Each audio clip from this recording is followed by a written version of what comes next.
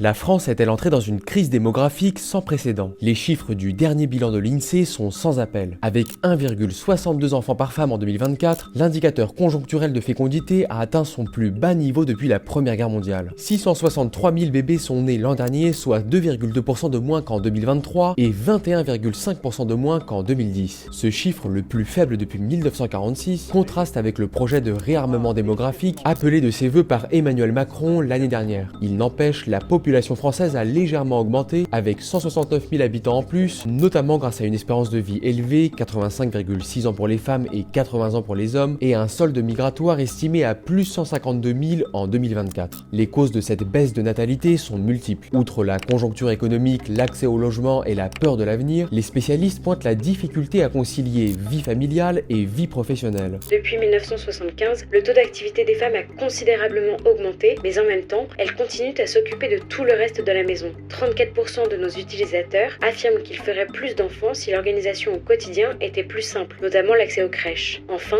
l'individualisme croissant que l'on constate dans notre société est contradictoire avec l'idée de fonder une famille. De son côté, l'Union nationale des associations familiales rappelle que les bébés ne tombent pas du ciel et appelle à des politiques volontaristes. Comme le prouve la remontée durable de la fécondité à la suite des mesures favorables décidées dans les années 1990, relancer une politique familiale à part entière est indispensable. L'année 2025 sera-t-elle plus favorable? Rien n'est moins sûr.